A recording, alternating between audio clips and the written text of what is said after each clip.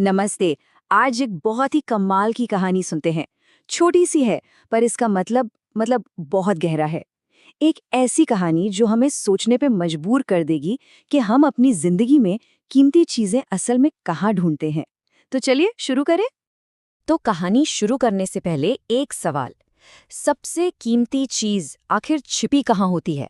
जरा सोचिए। इसका जवाब ना हमें इस कहानी में ही मिलेगा। चलिए पता लगाते हैं। तो इस कहानी के दो मेन किरदार हैं।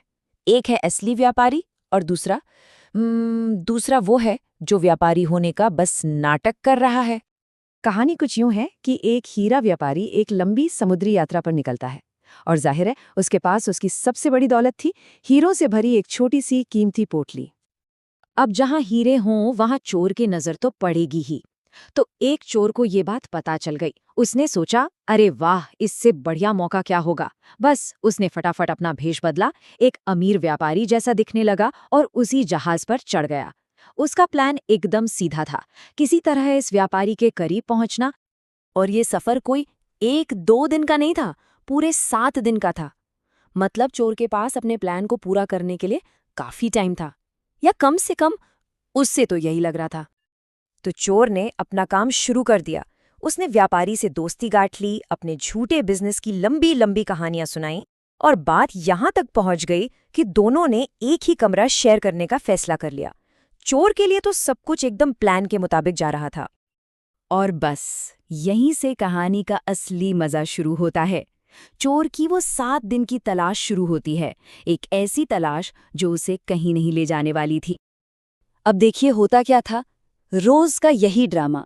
जैसे ही व्यापारी कमरे से बाहर निकलता, चाहे नहाने के लिए या बस टहलने के लिए, चोर फौरन उसके सामान की, उसके बैग की तलाशी लेना शुरू कर देता। पर हाथ कुछ नहीं लगता। 1 दिन, 2 दिन, 3 दिन, हर गुजरते दिन के साथ उसकी फ्रस्ट्रेशन बढ़ती जा रही थी। सोचिए, 3 दिन बीत गए, 4 दिन, 5। देखते ही देखते सफर का आखिरी दिन भी आ गया। और हीरों की पोटली, अरे उसका तो कोई अता पता ही नहीं था।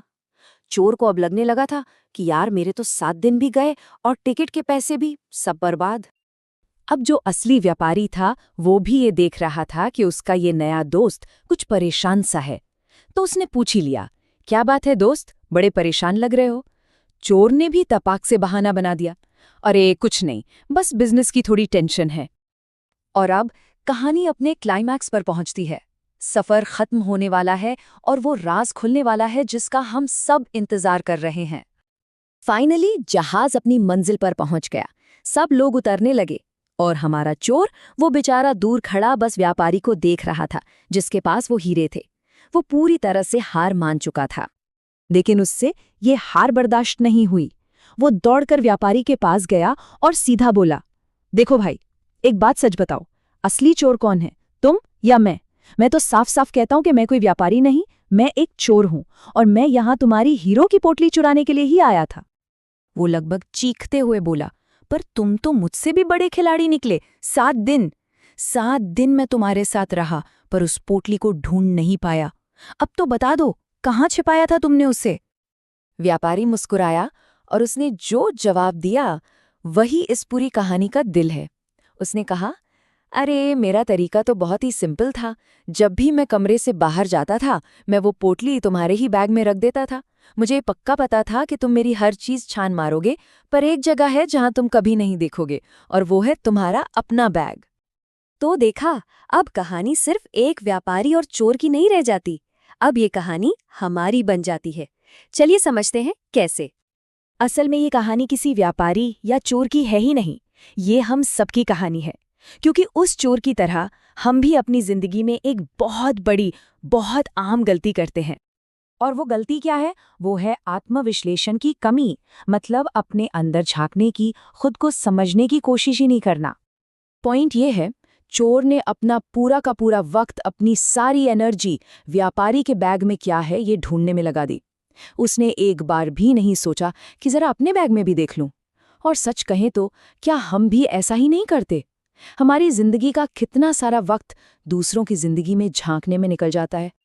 हम हमेशा यही एनालाइज करते रहते हैं कि अरे वो क्या कर रहा है, उसने ऐसा क्यों कहा, उसकी जिंदगी में क्या चल रहा है। और इस पूरी भागदौड़ में हम ये भूल ही जाते हैं कि सबसे बड़ा खजाना तो हमारे अपने अंदर ही छिपा है। और वो असली हीरे हैं क्या? वो है ये जिंदगी जो हमें मिली है, ये हर सांस जो हम ले रहे हैं, जिंदगी की छोटी छोटी खुशियां। सच मानिए, इससे कीमती कुछ भी नहीं है। जिस दिन हम दूसरों के बैग के बजाय अपनी पोटली में झांकेंगे ना, तो हमें यही बेशकीमती हीरे मिलेंगे। तो आज की ये कहानी इसी एक सवाल पर खत्म करते हैं कि क्या हम दूसरों की जिंदगी में झांकना बंद करके आज थोड़ा सा वक्त, बस थोड़ा सा वक्त अपनी खुद की पोटली में देखने के लिए निकालेंगे?